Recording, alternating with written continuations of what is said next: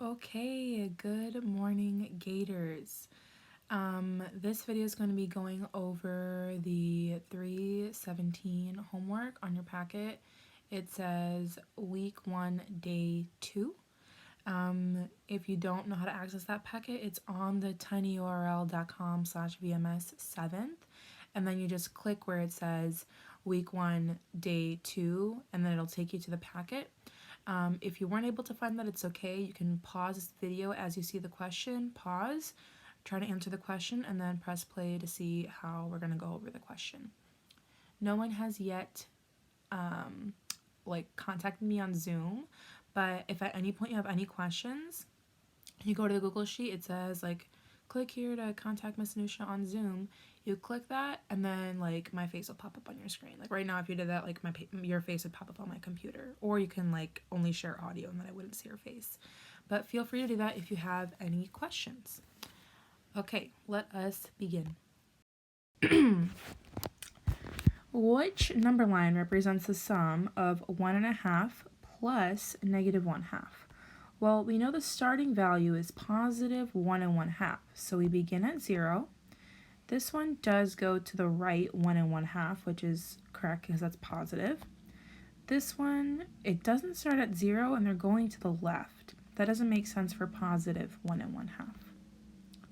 For C, well, they're going to the left 1 1/2. They didn't even start at 0, so that's not right either. And for D, they did start at 0 and go to the right 1 1/2. Let's look at the difference between A and D.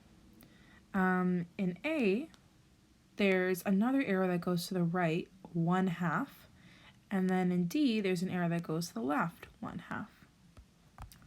It says plus -1/2. When we add a negative, we must go to the left. So the correct answer is D, and it ends up ending at 1. Let's see if that's correct. 1 1/2 plus -1/2 is the same as 1 1/2 just subtracting 1/2. That would equal 1. So this one is correct. The answer is D. Gary is thinking of 3 numbers, A, B, and C, where B minus A equals C, and C is less than 0. Select all the number lines that could represent Gary's numbers. If you did not look at the packet yet, you can pause here and try to figure out which ones could represent Gary's numbers. Okay, when we have abstract questions, abstract questions where they're based on variables and then rules they give you for the variables, we can use substitution to check if those rules work. So for example, here, I can pick a number that would make sense for B and a number that would make sense for A. Why not -1 and -3? And let's see if B minus A equals C, and C less than 0 means C has to be negative. So it's basically saying B minus A equals a negative. And let's see if that's true. B minus A. That does not mean -1 minus 3. It means -1 minus -3, because B is -1 and A is -3. And we're trying to see if the answer to that would become negative. Well, we know that this minus the negative part becomes just addition. -1 plus 3, and we know that equals 2. So that does not work. What about this one if you switch it around? Well, in that case, B minus A would be -3 minus -1. That would become -3 plus 1, which is -2. And that would mean C is less than 0 because this is less than 0. That does work. What about this one? What I'm noticing is that they're the same distance away from 0 but on opposite sides. So whatever number I have to pick for here, this is the opposite number for A. So let's say I pick -2. A has to be +2. And then for B minus A, -2 minus 2, well, that's just -4. that does work. That ends up in a negative. What about this one? Well, they're on opposite sides of 0, but this one is farther away from 0. This one's closer, so why not -1 and 2? That's b minus a, -1 minus 2, which is -3. That one does work. This one is switched around, so it's -1 and 2 again, but b minus a is 2 minus -1. That becomes 2 plus 1, which is 3. That does not work, that's positive. This one, well, a, let's call that 1, and this one's like -4. It's pretty far away from 0. b minus a, -4 minus 1, that equals -5. That does work. So all these numbers that I plugged in, it's not like I knew, oh, a had to be -3, b had to be -1. I just picked values that made sense based on the number line. Like here, no matter what numbers you pick, like you pick -5 and 5, or like -6 and 6, but it has to be these two numbers are opposite because they're the same distance away from 0. In this case, you can't do like 1 and -1 all the way over here because obviously this is farther away from 0 than this one is. So as long as you substituted the like numbers that made sense, you would also get B, C, D, and F.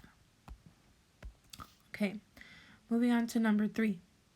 Which expression has the same value as 59.2 minus 84.7?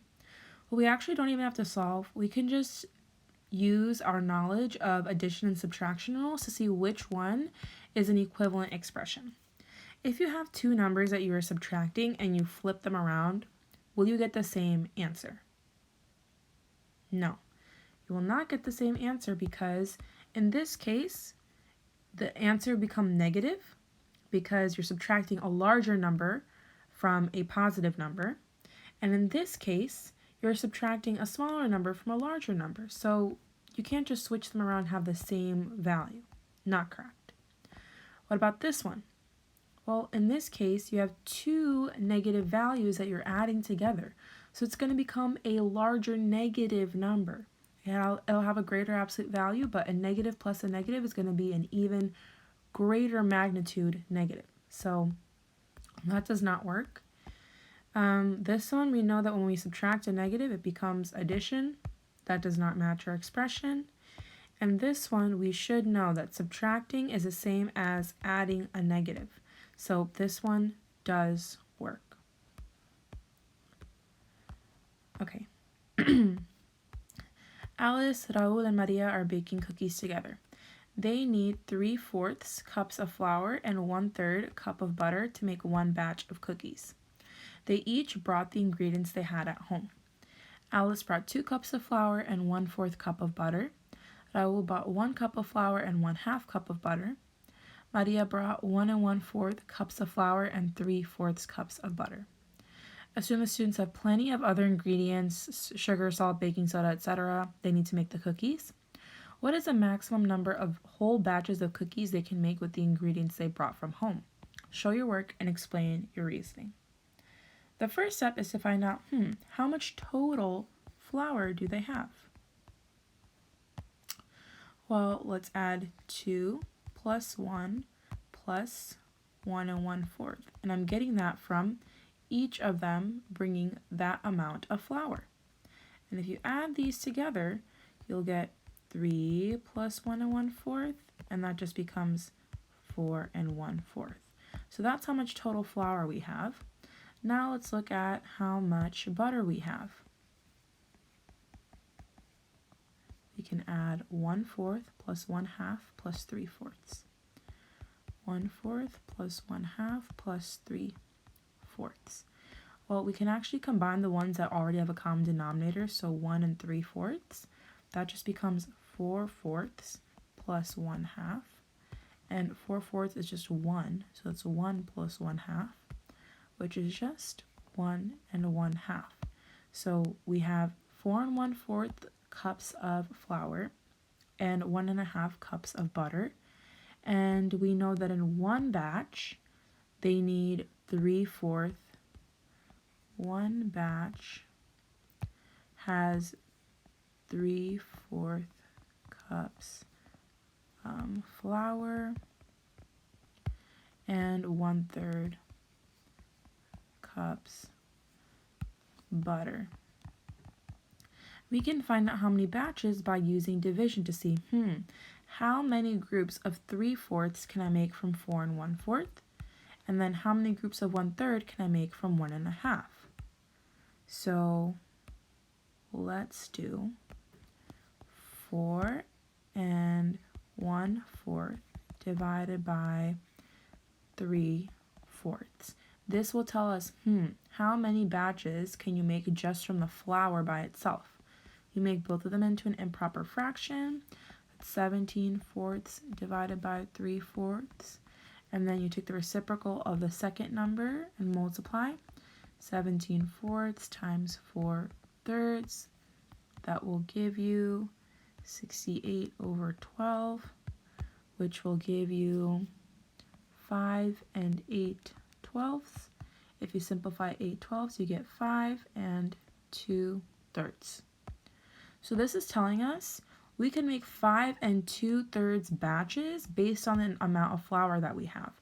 But it says what's the maximum number of whole batches? Keyword being whole. So I can actually just make 5 whole batches based on the flour. Let's see if it's the same for butter. For that, I do how many groups can I make from 1 1/2? How many groups of 1/3 can I make? So the total is 1 1/2. You're splitting it into groups of 1/3. Make it into an improper fraction. 3/2 divided by 1/3. Multiply by the reciprocal of the second value. And you get 9/2, which is 4 1/2. In this case, it's saying I can make only 4 whole batches based on the amount of butter and an extra little half batch. Even though I have enough flour for 5 batches, I only have enough butter for 4. So they can make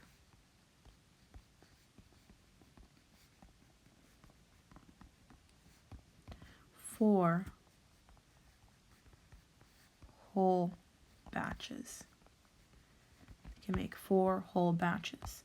And again, what we did is we divided the total amount of flour by the amount of flour for one batch, then the total amount of butter for one batch, and they only have enough butter for 4 whole batches. They could make an extra little half batch, but because the question asked for how many whole batches, they can only make 4 because they don't have enough butter to make 5, even though they have enough flour for that. Okay, if you have any questions, feel free to text or hop on my Zoom link. Bye-bye.